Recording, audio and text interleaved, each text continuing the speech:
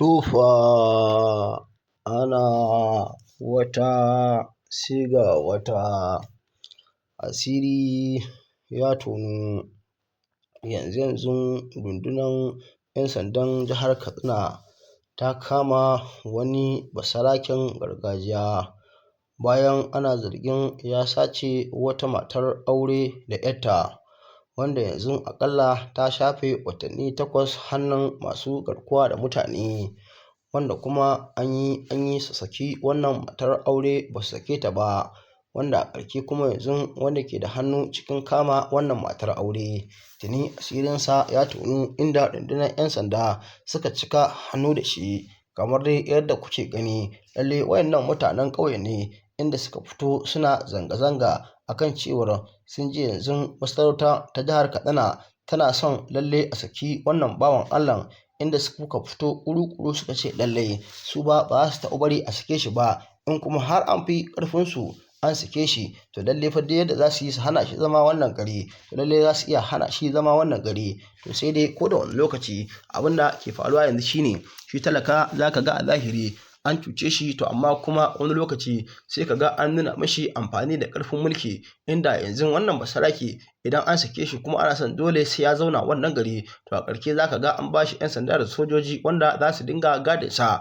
wanda kai kuma da aka cuta ko da ka yi yunƙurin ka ɗauki doka da hannu take yanke sai abin da ke ka, abin da ke faruwa kenan, wanda kuma kana ji kana gani sai ka haƙura, tunda mafi yawanci irin waɗannan azzalumai za ka gan su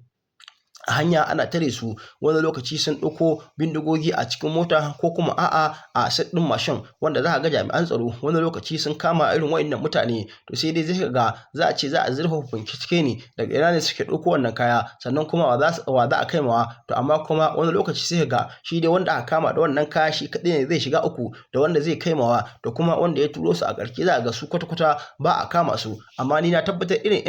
'yan bindigan nan da ake kamawa, tunda wani lokaci har yaran Bello Turji za a ga an kama su, yanda kuma sukan faɗi inda Bello Turjin yake, amma kuma abin da zai baka mamaki har yanzu shi kanshi Bello Turjin ba a cafko shi ba, domin Bello Turji kowa san dai shugaban 'yan bindiga ne, wanda ya kwashe sama da shekaru 10 kullum yana wannan harka ta garkuwa da mutane, wanda kuma lalle ya kamata shi kanshi a ce yanzu sojojin Najeriya sun kashe shi, amma kuma abin har yanzu ya kiwa, inda za ka ga wani lokaci 'yan manga suna da kokari, inda za ka ga sun gangami su 300 ko 400, inda za su ce lalle za su tinkari Bello Turji lalle domin su je su halaka shi. To amma matsalan shine irin waɗannan munafukan da suke zaune cikin al'umma, wanda ake kiransu da informa, da ake yanke za ga sun daga waya inda za su kira Bello Turji su ga mai halin da ake ciki, lalle ga wasu mutane nan sun ce rana kaza za su zo wajensa, radda za su zo zai ga an ƙara kiran Bello Turji an gaya masa, a ƙarshe sai ga shi da mutanensa sun je sun samu guri sun kwakwanta cikin daji sun ɓoye, wanda kuma take yanke za ga 'yan bangane suke zuciya su taimaki al'umma, gaba ɗaya sai ga 'yan bindigan nan sun buɗe musu wuta sun kashe su, wanda kuma daga baya sai ga Bello Turji ya yi faifan bidiyo ya saki cewa lalle wannan mutane gaba ɗaya halaka su. Kuma irin wannan a jihar Sokoto ya taɓa faruwa, 'yan mangan sun yi gangami irin wannan an kashe su, a jihar Zamfara sun yi, a Neja sun yi, a jihar Kaduna duk sun yi irin wannan gangami, wanda kuma a ƙarshe suna gani yanzu dole suka haƙura da wannan gangami, tunda yau an kama waɗancan an kashe, gobe an kama waɗancan an kashe, kullum in an fita abin nan ba a samun riba, saboda inda a ce yanzu kamar su yadda barayin nan suke da informa a nan cikin gari, to a ce su ma jami'an tsaro suna da informa a can cikin daji, to ni na tabbatar da irin wannan kisan gillan da ake musu to su kansu za su samu sauki. Amma wannan 'yan bindiga idan ku lura a ƙasar nan kullum za ka ga su kashe talakawan, su kansu jami'an tsaro kuna ganin sanadiyar haka suke tarsa rayukansu, domin ko a kwanakin baya kuna ganin akwai matan sojoji wanda suka fito cikin ɓacin rai, inda suka ce yanzu gaba ɗaya da an kashe mazajensu, kuma tun da aka kashe mazajensu babu wani tallafi da gwamnati ta ɗauka ta basu, aka basu ga ƙananan yara wanda suke lalle duk marayu ne, kuma wasu ma za ga lalle an basu a gidan haya ne, wanda kuma ya kamata a ce yanzu gwamnatin Najeriya ta fitar da wani tsari, duk wani jami'in tsaro wanda lalle aka ce 'yan ta'addan nan sun kashe, to idan iyalansa suna gidan haya ne lalle a kokari a siya musu gida, sannan kuma a dan ba su wani kuɗi wanda zai rage musu radadi. To amma sai ga yanzu idan an kashe ka ma wani lokaci ma ɗan uwanka su kansu ba ma za su san an kashe ka ba, sai ga ana ta maka boye saboda ba dauke ka a bakin komai ba. Kuma abin da zai baka haushi wai sai ga mutum har yayi karatun boko, wani ma ya kai matsayin digiri, amma kuma saboda bai san abin da yake ba, duk ga aiki nan kala wanda zai je ya nema, amma ba zai je ya nema ba, sai je ya nemi wannan aiki mai hadari, wanda kuma kowa san cewa irin wannan aiki na dan sanda ko soja aiki ne mai hadari, wanda take yanke ne yanzu lafiyan ka kalo zaka fita ka bar gidanka, amma kuma za a yi dawowa da gawar ka inda zace lalle wannan 'yan ta'adda sun harbe ka, domin an san wannan kaɗan ne daga cikin sharrin su. amma yau da a ce ma idan ka je kai irin wannan aiki irin wannan ya tabbata a gare ka na yan ta'addan suka kama ka suka harbe ka to akwai gwamnati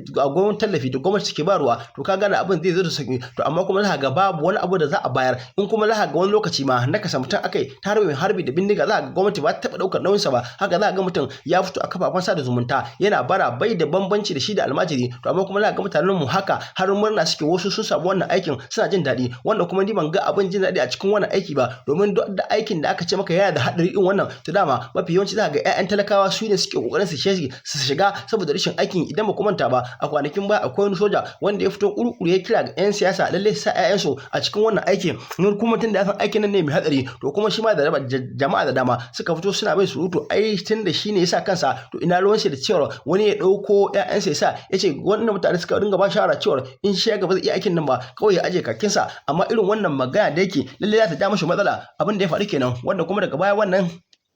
jami'in soja haka nan aka tafke shi wanda kuma lalle sanadiyar haka mutanen dama sun ce lalle wannan soja ya riga ya rasa aikinsa kuma duk abin da aka mai kaga shine ya dama kansa domin dai babu wanda ya sashi aikin nan dole domin shi irin wannan aiki dama sai kaga kai kana da niyya sannan zaka shiga kuma ko kana da niyya zaka shiga dole sai kai karatu sannan kuma akwai ka'idoji da za a baka wanda sai an tabbatar da ka cike su wanda in ka kasa ma cike wannan ka'idoji ko da kai karatu lalle ba za a dauke ka wannan aiki ba amma kuma wannan soja ya fito irin wannan kalamai wanda kuma ire-irensa suna nan da yawa wanda suke fitowa suna wannan kalamai yadda ka an tilasta su dole dan Allah dan annabi idan yau ne farkon zuwan ka wannan tasha tamu ka danna mana alamar subscribe ka danna mana alamar karrawa sharing din bidiyon na kai lakin muna godiya sosai ga cikakkun bidiyoyin dan ku kalla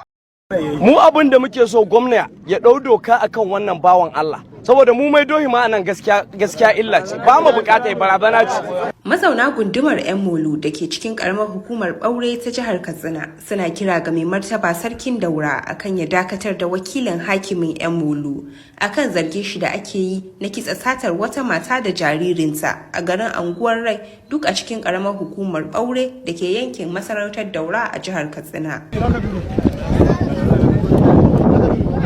Shi dai wanda ake zargi da hada baki da barayin mutane wato kidnappers shine Iliya Mantau wanda kuma shine dagacin garin Mantau har yanzu kuma wakilin hakimin 'yan Molu wato dan Ruwatan Daura. Ga dai ƙarin bayani a lokacin wata zanga-zangar lumana da mutanen garin na 'yan Molu suka shirya. Ba mu bukatar barazana ce. Wallahi wanda zai sai da sa na 700 miliyan ɗaya wallahi bai sai kwana a gidan shi ban haka su ko ban Allah nan. Muna da tabbacin wannan. Wato kuna goyon baya cika. Muna goyon baya mu a cire shi ma mu ba mu ga amfanin masarauta ma da ta ɗaya da wannan bawan Allah har ya kai yanzu. Ba a cire ba kaga mun san da goyon bayan masarauta ma ta tsaya mar saboda ba mu ga amfani ba me ya nema mata gwamna shi ya fito ya faɗi a jarida ya faɗi a ko'ina ya yi nuna kanshi a kan wannan harka baya ƙaunarta to amma sai muka ga abin wannan ya ɗau wani long time har ma a baya sai mu ji ana barazanar za a sako bawan Allah nan ko kuma an kira daga sama mu ji wai masarauta ta yi magana mu ba mu ga a gaba ɗaya masarautar 'yan Molu ba ko kuma ƙorai lokacin game ci gaba da ya kawo in ba illa ba babu wata ci gaba a gunshi mu nan muna karkara muna sakin dabobi a wakai me akwai kananan barayi yaran shi ne muna tare da su dau awakai su dau awakan mutane su dau babura su dau shanu kuma duka babu wanda bai san su ba to amma can ma wannan abun bai faru bane to amma da ya faru ya huto dole ne mu yi magana a ko ina ko ba a yanka mu za mu yi magana dan Allah saboda muna jin cewa wannan abun iyayenmu da suka taso tun ba mu da wayo suna zuwa kasuwannin mai gatari ina ne wallahi tallahi tun lokacin nan ake tarye su mutanen nan barayin nan na karkara su buge su hudda musu wanduna su hudda musu kuɗi mutanen nan ba mu san a kusa da mu suke ba yanzu har Allah ya huddo wannan amma kuma ba a taimake mu ba a halin yanzu dai Iliya Mantau yana tsare a gidan gyara hali tare da wasu da ake zargi da aikata laifi na satar Zulaihat Sidi a garin Anguwar Rai gani muka yi an dauki lokaci mai tsawo kusan shekara guda ana ta fama wato abin yana ta jan kafa wanda mun fahimci cewa akwai wayansu wanda muke ganin cewa ta karkashin kasa suna bi suna kokarin dakile wannan bincike da ake yi suke kokarin su nuna ainihin wato su take wato su danne ta yadda wannan binciken ya kasa ci gaba a yanzu ne daga lokacin da wannan dama hakan bai taba faruwa a irin wannan yankin ba na kidnapping wannan wani bakon al'amari ne wanda kuma da ba a saurin ɗaukar mataki ba kila da Allah kaɗai ya san wato wani irin matsala abin zai iya zama kamar wutar daji yadda zai mamaye ko ina. Kuma ita kanta gwamnatin jiha, ina kira ga gwamnatin jiha a ƙarƙashin shugabancin Dr. Duka Umar Radda a matsayin shi na wanda Allah ya bashi wannan hukunci ko kuma wannan ainihin wato haƙi na shugabanta al'umma wannan jihar. Kowa ya sani irin bayanan da ya yi, to muna so ya tabbatar mana da wannan bayanan ba don komai ba, tsakani da Allah wannan bawan Allah yana taimakon jihar Katsina. Dalilin da yasa na ce yana taimako dai wannan bawan Allah da aka sace matan shi kimanin wata 8 zuwa 9 da suka wuce da ɗanta, tsakani da Allah a nan yankin gaba ɗaya ko in ce a Ɓore local government ko kuma ka ɗauka tun daga Daura zone, abin da ya kawo ya haɗa da wannan makwabciyar tamu ainihin jihar Jigawa, ba mu da wani mutum ɗaya tallin tal wanda ake amfanuwa da shi yake taimakon al'umma kamar wannan bawan Allah. Wallahi tallahi ba mu da shi, ba mu da kamar shi, sai dai ko nan gaba Allah ya fito da shi.